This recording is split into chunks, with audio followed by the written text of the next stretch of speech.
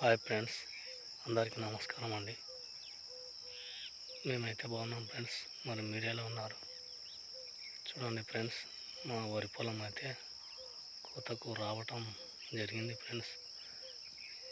వరి పొలం అయితే చూడండి ఫ్రెండ్స్ ఎలా ఉంది ఒకసారి.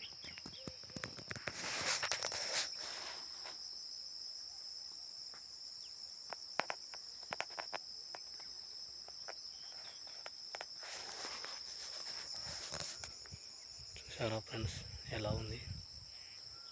మా ఇలా పంట రావడానికి 4 నెలలు పూర్తిగా కష్టపడితేనే ఈ విధంగా పంట రావడం జరుగుతుంది ఫ్రెండ్స్. రైతు పూర్తిగా 4 నెలలు కష్టపడాలి ఫ్రెండ్స్. అదేవిధంగా ఫ్రెండ్స్, మా ఛానల్ని పూర్తిగా చూడండి, లైక్ చేయండి, సబ్స్క్రైబ్ చేయండి ఫ్రెండ్స్. ఈ వరి సాగు విధానం పూర్తిగా తెలియని వాళ్ళకు ఏమైనా తెలుసుకుంటారని పూర్తిగా ఈ వరి సాగు విధానం గురించి పూర్తిగా వీడియో రూపంలో వివరిస్తున్నాను. చూడండి ఫ్రెండ్స్, పూర్తిగా ఈ వరి సాగు విధానము, వడ్లు విత్తనాలు పూర్తిగా జూలై నెలలో పూర్తిగా మండ అంటారు ఫ్రెండ్స్. మా సైడ్ అయితే నానబెట్టి 3-4 రోజుల వరకు పూర్తిగా మొలకెత్తడం జరుగుతుంది. 4 రోజులు మండగట్టడం, 4 రోజుల తర్వాత నారుమడి పూర్తిగా దున్ని పూర్తిగా కరిగేట్టుగా చేసుకోవడం జరుగుతుంది. కరిగేట్టు చేసిన తర్వాత మొలక ఎత్తడం జరుగుతుంది. మొలకెత్తిన తర్వాత పూర్తిగా నారుమడిలో చల్లుకోవడం జరుగుతుంది. నారుమడిలో చల్లుకున్న ఒక 30 రోజుల లోపల పూర్తిగా నాటుకు రావటం జరుగుతుంది ఫ్రెండ్స్. నారైతే నాటుకు రావటం జరుగుతుంది. అదేవిధంగా నారు అయితే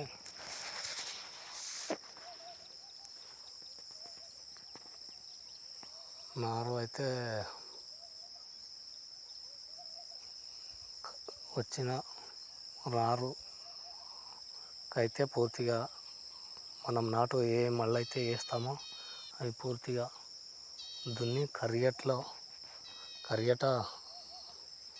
చేసుకోవడం జరుగుతుంది ఫ్రెండ్స్. కరిగేట చేసుకొని పూర్తిగా సిద్ధం చేసుకున్న తర్వాత నాటు వేయటం జరుగుతుంది.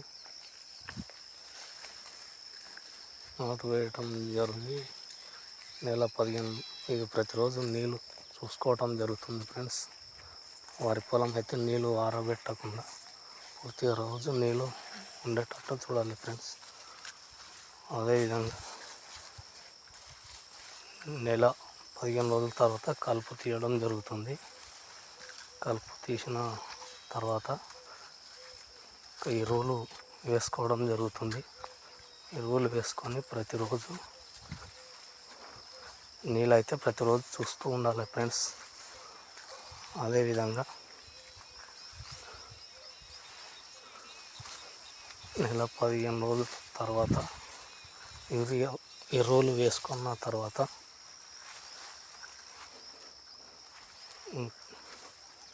ఆగస్టు, సెప్టెంబర్, అక్టోబర్లో పొట్ట దశకు రావటం జరుగుతుంది.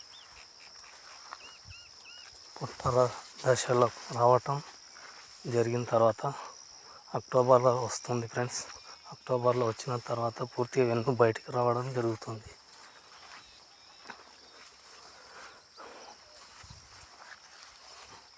రావటం పూర్తిగా జరిగి మొత్తం బయటకు వచ్చిన తర్వాత గింజలు ఇలా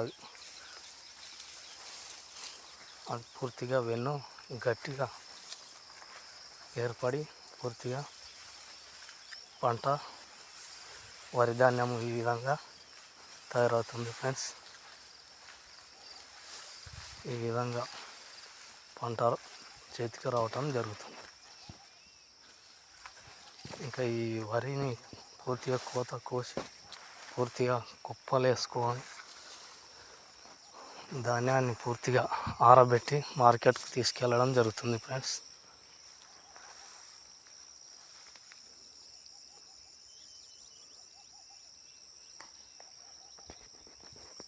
చూడండి ఫ్రెండ్స్, ఈ విధంగా ఉంటుంది రైతు యొక్క కష్టాలు.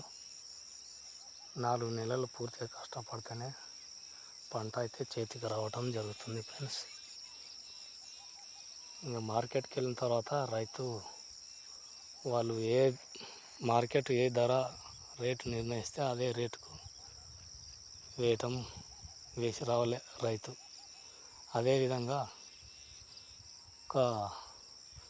ఏ చిన్న వస్తువైనా బిజినెస్ షాప్ వాడైనా ఏ కంపెనీ వాడైనా వాడు తయారు చేసిన వస్తువుకు వాడే రేటు నిర్ణయించడం జరుగుతుంది. అదే రేటుకు పూర్తిగా ప్రజలు కొనడం జరుగుతుంది. అదేవిధంగా రైతు పండించిన పంటకు ధర రైతు నిర్ణయించే హక్కు లేకుండా చేసిండు ఫ్రెండ్స్. అదేవిధంగా ధర రైతు నిర్ణయిస్తే వాళ్ళు ఎవరు కొనటలేరు ఫ్రెండ్స్. ఇట్లా ఉంది రైతు యొక్క పరిస్థితి ఫ్రెండ్స్. మన రైతులు ఈ విధంగా ఉండడం వల్ల మన రైతు ఎదుగుటం లేకుండా అవుతుంది ఫ్రెండ్స్. రైతు పంట 4 నెలలు పూర్తి కష్టపడి పండిస్తేనే కదా ప్రతి ఒక ఆఫీసర్ అయినా ఒక సీఎం అయినా కానీ ఎవరైనా ఏ నాయకుడైనా గొప్ప మేధావులైనా పూర్తిగా రైతు పండిస్తేనే కదా ఫ్రెండ్స్ వారు కడుపు నిండా తిని జీవించడానికి. అదేవిధంగా రైతు యొక్క కష్టాలు ఈ విధంగా ఉంటాయి ఫ్రెండ్స్. నేను వాళ్ళని ఎవరిని ఏం కించపరిచే విధంగా లేదు. అందరు ఉండాలి, అందరు ఉంటేనే సమాజం బాగుపడుతుంది ఫ్రెండ్స్. అదేవిధంగా రైతునైతే పూర్తిగా దయచేసి నాయకులకైనా ఆఫీసర్లకైనా మేధావులకైనా ప్రతి ఒక్కరికి నా యొక్క రైతునైతే చిన్న చూపు అయితే చూడకండి ఫ్రెండ్స్. రైతు లేనిది ఏ రాజ్యం బాగుండాలన్నా రైతు లేనిదే ఎవరు కడుపు నిండా భోజనం చేయాలన్నా రైతు 4 నెలలు కష్టపడి పండిస్తేనే అందరి కడుపులు నింపగలుగుతారు ఫ్రెండ్స్. ప్రతి ఒక్కరు సంతోషంగా ఉండి కడుపు నిండా భోజనం చేయాలన్నా ఎంత డబ్బున్నా మనం తినేది అన్నం కదా ఫ్రెండ్స్. డబ్బునైతే తినలేము కదా ఫ్రెండ్స్. అదేవిధంగా నేను ఒక వీడియో రూపంలో నాకు తెలిసిన విధంగా పూర్తిగా వివరించడం జరుగుతుంది ఫ్రెండ్స్. వరి సాగు విధానం గురించి పూర్తిగా వివరించాను. అదేవిధంగా నేను తెలియజేయటంలో ఏమైనా తప్పులు ఉంటే నన్ను పూర్తిగా క్షమించాలని కోరుతున్నాను ఫ్రెండ్స్. రైతు అంటే ఈ విధంగా ఉంటుంది ఫ్రెండ్స్. ప్లీజ్ ప్రతి ఒక్కరికి తెలియజేస్తున్న రైతు అంటే చిన్న చూపు మాత్రం చూడొద్దండి ఫ్రెండ్స్. ఈ విధంగా మా వీడియో పూర్తిగా చూసినందుకు మీకు అందరికీ మా యొక్క కృతజ్ఞతలు.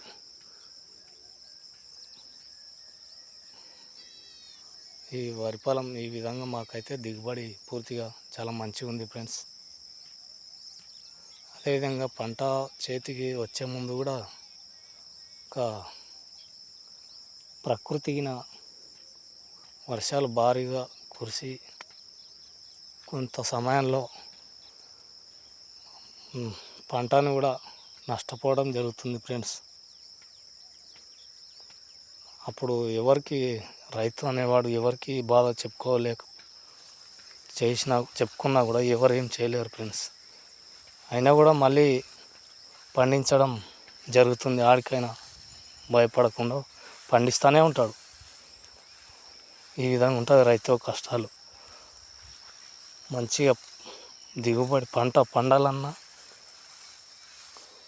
పంట నాశనం చేయాలన్నా ప్రకృతి చేతులనే ఫ్రెండ్స్. మనమైతే ఏం చేయలేము. రైతు అనేవాడు ప్రయత్నం చేస్తూనే వెళ్తాడు. అది ప్రకృతి చేతుల ఫ్రెండ్స్. ఇక పండించాలన్నా, నష్టం చేయాలన్నా ఇంకా అదైతే మనమైతే ఏం చేయలేం ఫ్రెండ్స్. ప్రకృతి ఉంటేనే కదా ఫ్రెండ్స్ పంటలు మంచిగా మనం జీవలించాలన్నా కూడా. ఈ విధంగా ఉంటుంది ఫ్రెండ్స్ రైతు యొక్క కష్టాలు అయితే. పూర్తిగా సాగు విధానం, ఖర్చులు, పెట్టుబడి సాయం అయితే ఇక అప్పులు చేయటం జరుగుతుంది ఫ్రెండ్స్. ఇక ధాన్యం అమ్మిన తర్వాత ఆ అప్పులు కట్టుకోవడం జరుగుతుంది. ఇక లాభమైన నష్టమైన ఇక అప్పులైతే ఇవ్వటం తప్పదు కదా ఫ్రెండ్స్. ఇంకా రైతు అనేవాడు కష్టాలు ఈ విధంగా ఉంటాయి చూడండి ఫ్రెండ్స్. అదేవిధంగా మా ప్రభుత్వానికైతే ప్లీజ్, ఏ నాయకుడైనా ఎవరు ఎప్పుడు ఎన్నికైనా ఇక్కడ నుంచి రైతు బంధు అనేది రైతుకు ఒక సాయంగా ఉంటుంది. అప్పులు చేసే అవసరం లేకుండా హ్యాపీగా పంట అయితే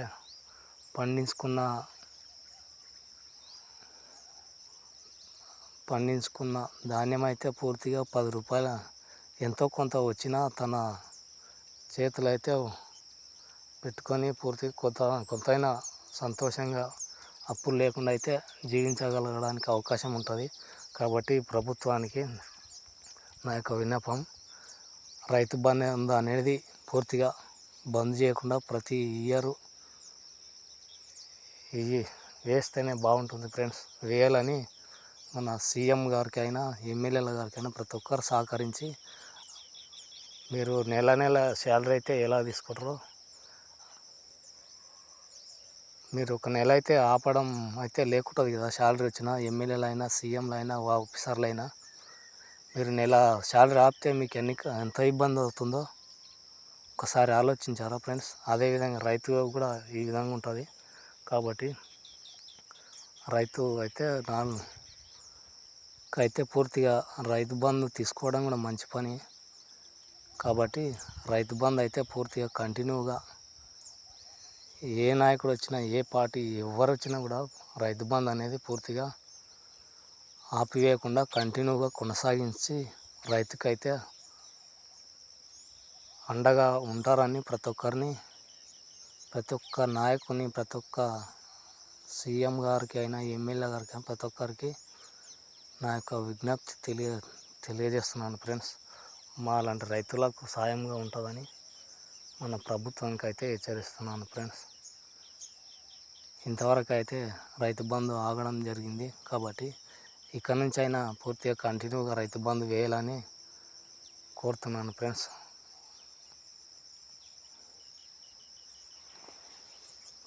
అదేవిధంగా నాకు తెలిసిన విధంగా అయితే పూర్తిగా ఈ వీడియో రూపంలో వివరించాను ఫ్రెండ్స్.